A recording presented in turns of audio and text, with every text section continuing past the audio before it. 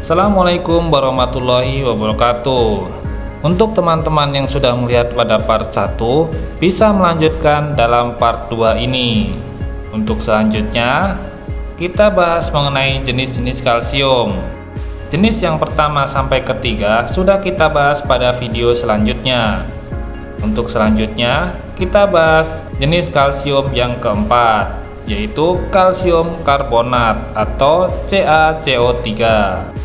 Inilah bentuk alami kalsium terbesar di permukaan bumi, terbentuk dari cangkang-cangkang hewan laut, tulang belulang hewan laut, dan yang terbesar adalah dari fitoplankton bernama Coccolithophore atau Coccolithophore. Jenis alga purba terbanyak yang mengendap dan membatu di dasar lautan.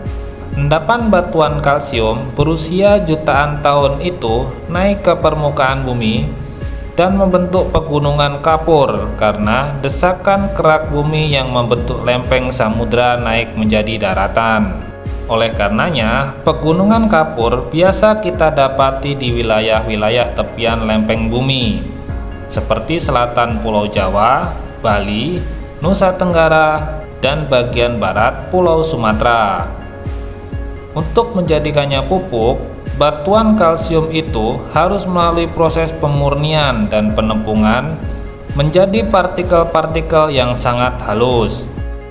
Kelebihan dari kalsium karbonat diantaranya yang pertama, memiliki kisaran pH tinggi yaitu 8 hingga 9 atau alkali, sehingga bisa menjadi penyeimbang pH pada tanah asam serta permukaan tanaman yang terlapisi lapisan asam dari air hujan.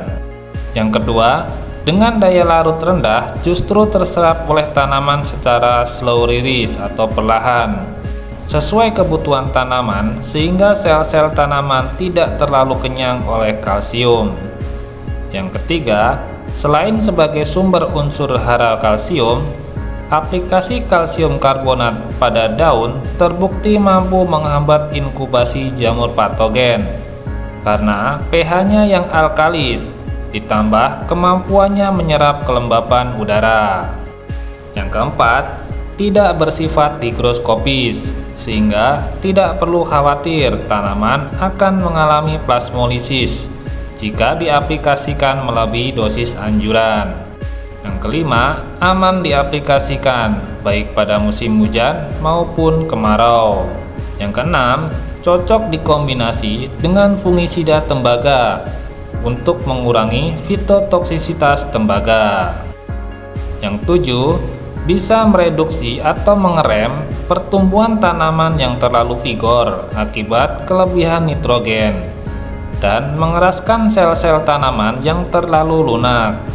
Sedangkan kekurangan dari kalsium karbonat diantaranya adalah yang pertama, tingkat kelarutan dalam air sangat rendah. Meski demikian, kelarutan ini akan meningkat pada cairan asam.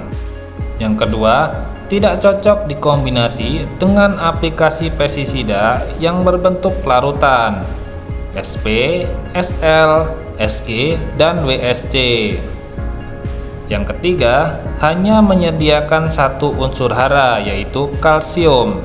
Yang keempat, kurang cocok untuk tanaman fase vegetatif awal. Untuk jenis kalsium yang selanjutnya adalah yang kelima, kalsium sulfat. Kalsium sulfat adalah hasil reaksi antara alkali kalsium karbonat atau oksida dengan asam sulfat. Bisa juga merupakan hasil samping dari pembuatan superfosfat misalkan sp36 dan TSP. Saat berbentuk tepung, kalsium sulfat adalah senyawa anhidrat atau tidak mengandung air. Namun saat dicampurkan air atau terhidrasi, sebagian air itu akan terikat, menjadikannya mudah dibentuk granul, kepingan putih, bahkan papan-papan dan bentuk-bentuk lainnya. Kalsium sulfat terhidrasi inilah yang disebut gipsum. Penggunaannya, kalsium sulfat anhidrat maupun terhidrasi lebih banyak di bidang konstruksi dan industri. Namun, kekinian juga banyak dipakai untuk agrikultur, sehingga di luar negeri sana dijuluki barang lama dengan penggunaan baru.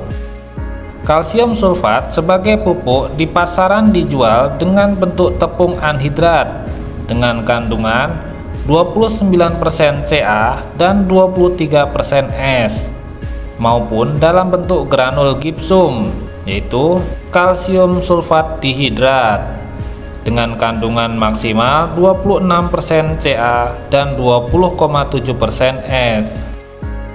Kalsium sulfat anhidrat mempunyai daya larut 240 gram per liter air. Lebih cocok digunakan pada lahan-lahan yang sangat poros dan berpasir karena kemampuannya menstabilkan partikel tanah. Sedangkan kalsium sulfat dihidrat atau gipsum daya larutnya lebih rendah, yaitu 2,4 gram per liter air. Lebih cocok untuk lahan-lahan sawah yang biasa tergenang air. Karena sifatnya itulah, barangkali kalsium sulfat lebih banyak berperan sebagai pembenah tanah atau penstabil tanah dibandingkan perannya sebagai sumber kalsium. Jenis kalsium yang keenam adalah kalsium kompon. Yang dimaksud kalsium kompon atau kalsium kombinasi merupakan pupuk kalsium yang dilengkapi dengan unsur-unsur lainnya, baik anorganik maupun organik. Kalsium kompon sangat banyak variasi komposisinya di pasaran dengan beragam merek dagang. Berikut manfaat serta kelebihannya masing-masing. Contoh kalsium kompon adalah kalsium magnesium karbonat.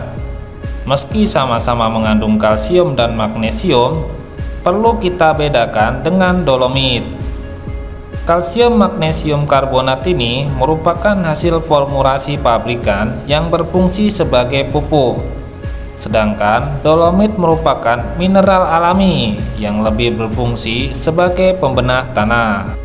Salah satu produk kalsium magnesium karbonat adalah kalsium mil. Sedangkan di kelas kalsium kompon organik, misalnya kalsium humat dengan merek dagang Black Calcium. Kalsium kompon tidak hanya berbentuk padatan, namun juga tersedia juga produk-produk berbentuk cair dengan variasi formula dan merek dagang yang sangat beragam. Karena begitu beragam, susah untuk membahasnya satu persatu.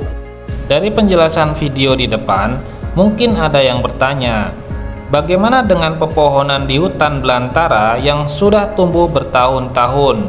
Dari mana mereka mendapatkan kalsium? Jawabannya adalah dari lapisan tanah yang lebih dalam dengan cara memanjangkan akar-akarnya dan dari daur ulang sisa-sisa tumbuhan yang telah mati menjadi humus dengan cara melebarkan serabut akarnya untuk memungut sisa-sisa kalsium hasil daur ulang alam tersebut. Sesuatu hal yang tidak mungkin dilakukan oleh tanaman budidaya pertanian.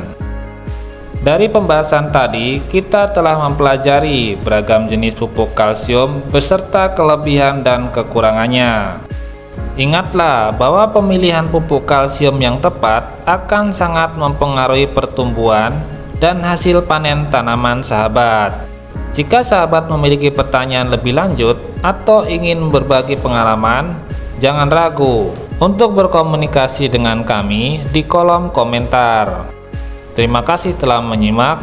Jangan lupa untuk like, share, dan subscribe channel kami untuk mendapatkan video-video lainnya. Sampai jumpa di video selanjutnya. Wassalamualaikum warahmatullahi wabarakatuh.